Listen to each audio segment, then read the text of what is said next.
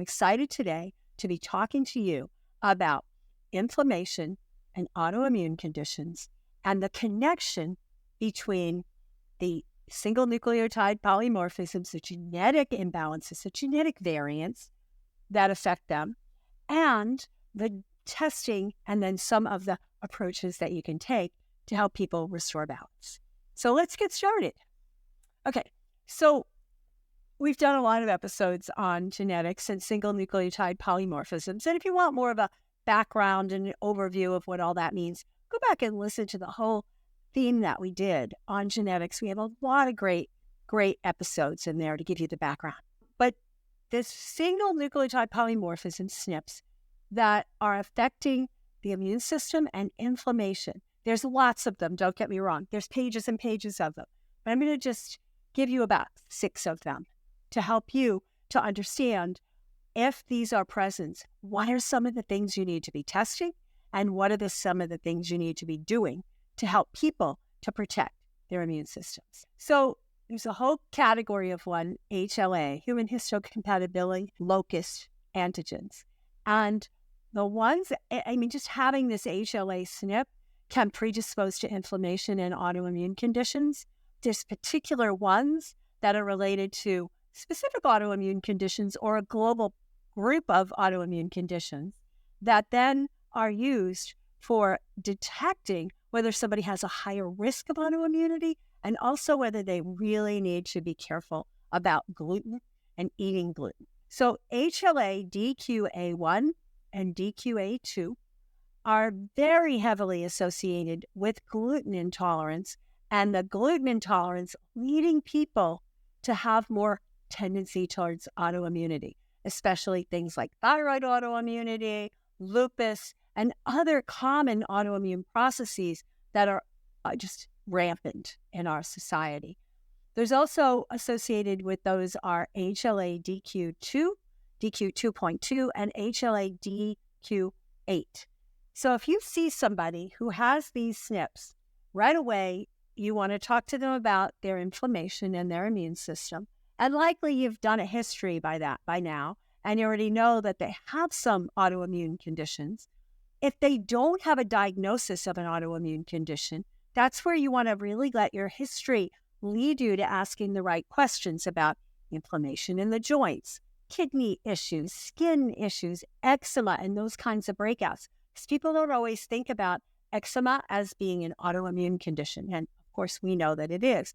So you're asking them about those kinds of things. And they go, oh yeah, my skin breaks out whenever blah, blah, blah. Yeah, I've had eczema as a child.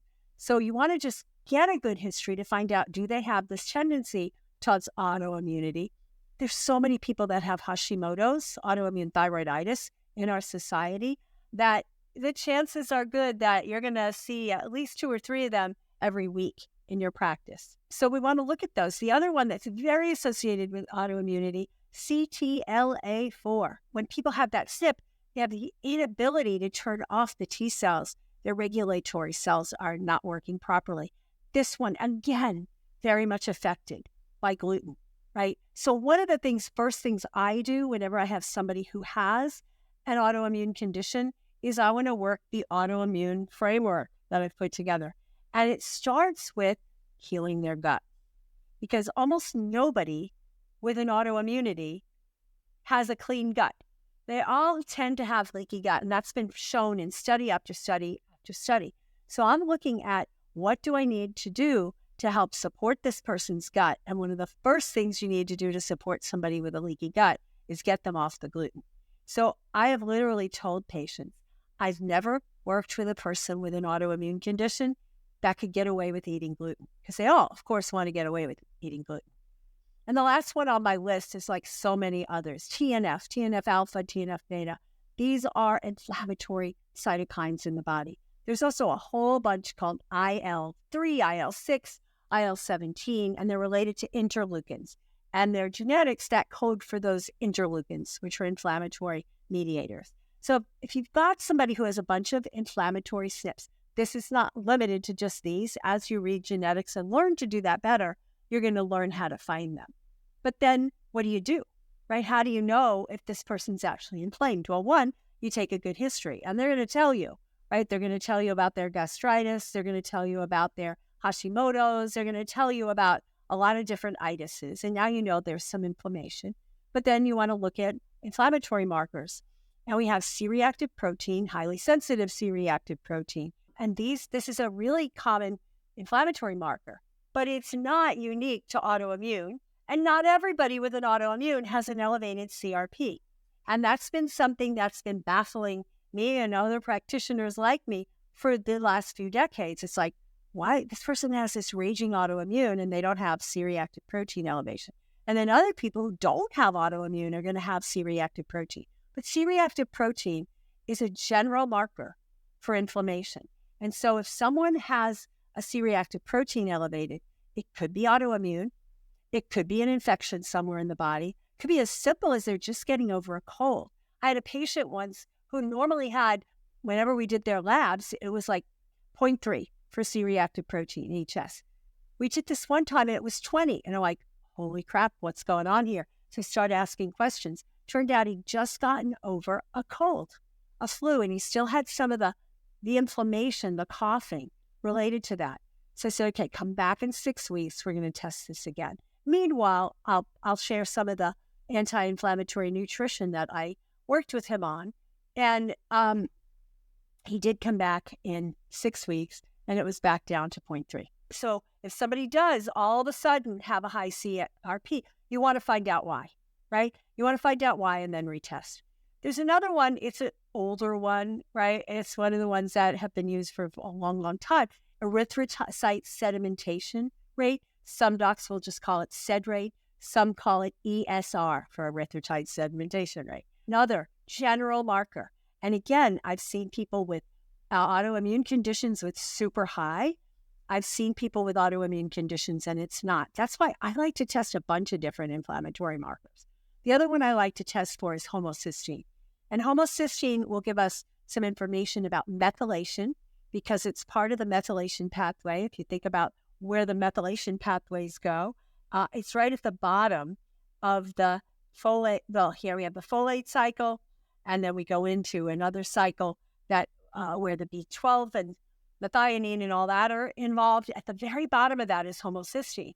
And if a person has a problem with methylation, they can't convert the homocysteine either downward into glutathione or up and around and into SAMe. So we want to look carefully at that. But homocysteine is a good marker for inflammation. Now, so what do we do? What other tests can we do to find out if somebody has inflammation or they're manifesting this? Well, we can certainly do a gluten sensitivity test. We can do a wheat zoomer from Vibrant America. Cyrex Labs has an array, I think it's 4, that tests all different antibodies to gluten. We can do that. Entero Labs has one that will test the stool for IgAs to gluten. So you can do that and test for those gluten antibodies, or you can do an elimination diet and take them off and see how they feel and then add back in. Any number of ways. Other tests that I really like for inflammation is the fatty acid test. Now, Metametrics, which is now merged with Genova, used to have a test they called the blood spot fatty acid test. And you just finger prick, send it in, and they gave you just the essential amino acids, the alpha-linoleic and linolenic acid. And it would give you how those levels are and then the downstream metabolites of those. And now they don't call it the blood spot fatty acid. They just call it the fatty acid. They still have one where you can do the blood spot, but there's a more extensive test. Not that much more expensive, maybe $20 more expensive. Gives you pathways like saturated fats and trans fats and all that. So those are good tests to see because fats are so closely associated with inflammation. And when the fats are out of balance, we get a lot more leukotrienes and cyclooxygenases and other inflammatory mediators. So that's one thing. So one of the things I like to do, first things first, when I have anybody with inflammation or autoimmune, I want to balance their fats. I want to get them on a good ratio of omega-3 to 6. And the omega-6s are usually much higher in the diet than omega-3. Many people in the U.S., especially people with MS and other autoimmune diseases, have ratios from omega-6 to 3 of like 20 to 1, right? 20 to 1, 12 to 1 should be no more than 4 to 1. Okay. So I talk to people about avoiding the substances that lead to that imbalance. So trans fatty acids and margarine and hydrogenated fats will all contribute. Somebody who's drinking a lot of almond milk because they're allergic to dairy, but now they're drinking a ton of almond milk, they throw their omega-6 to 3 balance out. Too much olive oil, and everybody's drowning their stuff in olive oil, but too much can throw off the omega-6 to 3 balance. Sugar, of course, our favorite, right? Sugar, caffeine, alcohol, all the bad guys, food additives, pesticides, tobacco, all those things disrupt the fatty acid mechanisms and can lead to excess inflammation and, of course, autoimmunity. And one thing that is not taken into account a lot is protein deficiency. And I know that there is not a lot of protein deficiency in our country where everybody's obsessed with protein and they're taking in probably more protein than they really need. But there are people who have stomach acid problems. They're not absorbing their protein. They don't have good enzymes produced by their pancreas. And so they're just not digesting their protein. So whenever you're thinking about protein deficiency with people, you have to look at their diet history and see what their protein intake is. But also, if their protein intake seems adequate, you want to look at their stomach acid, how well they're producing, what's their gut doing. And then, of course, we want to replenish a lot of nutrients that help us in balancing omega-6 to 3.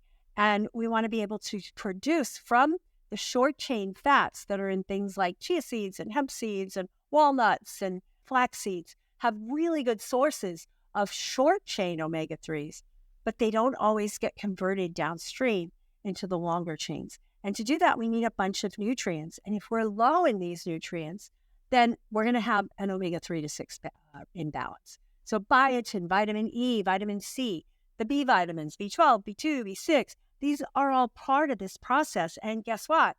Most of the people they're imbalanced here because they're eating the standard American diet and the food's deficient in these things. Things like zinc and magnesium and even protein. One of the things that I like to give people is whenever they're having foods that are high in omega-3s, like the short chains, like flax seeds and chia seeds and all, to take some lauric acid or mysteric acid. Now, what's that and how do they get that? Coconut. Eating coconut. So I always have people put coconut with those short chain omega-3s to help with the conversion process. Super important. There's also a lot of anti-inflammatory herbs and foods, and you can go online and look these up. And we probably have lists of these in our functional food guide if you go to reinventhealthcare.com/functional food. But there's a lot of anti-inflammatory herbs and foods. The most common and popular ones these days are ginger and turmeric, but licorice, although you have to be careful if somebody has high blood pressure. Boswellia, I've found that to be super helpful for people with Crohn's and ulcerative colitis. Purslane, which is a wild edible that you can get in a lot of farmers markets, and it's got preformed source of EPA, which can be anti-inflammatory. And then there's other things that we all keep in our cupboards at home, right? Rosemary and basil and cilantro, cloves, things like that, garlic, parsley, and they could be fresh or they could be dried. Cardamom. Cardamom is really has that nice chai type of flavor. Love cardamom, chives, and cinnamon. Cinnamon and cardamom go really well together, especially with ginger. You teach them to make a nice chai tea to help with their inflammation in their body. There's also some of the things that might be controversial for people who have nightshade imbalances, but capsaicin in peppers, right? Those are really strongly anti-inflammatory if people can tolerate that. And onions have quercetin, a bioflavonoid that's super anti-inflammatory. And then, of course, there's your short-chain omegas, right? And algae. Algae is another good anti-inflammatory food. So this is going to be very helpful as you teach people how to use these foods. So my favorite is ginger. I put it in my smoothies every day. I use it in dressing, salad dressing, same with turmeric. I get it fresh. Another one that's very anti-inflammatory, especially for the thyroid, and has been found to be helpful in people who have Hashimoto's, and that's black cumin seed, which you can get as seeds, you can get it as powder, or you can get it as oil. And the last one I'll mention, there's tons more, but the last one I'll mention today is also one of my favorites. It's reishi mushroom. It's an adaptogen It's anti-inflammatory, it's immunomodulating, and it's super awesome. You can get it as an extract powder. You don't really get them to eat, although you can get the big dried pieces and then soak them and make them into soups by soaking them for several days. So that's the end of what I'm going to talk about today. I want you to be really cognizant that when people have issues with inflammation, when they have autoimmune conditions, which I would say most people do these days, you could help them. You can support them.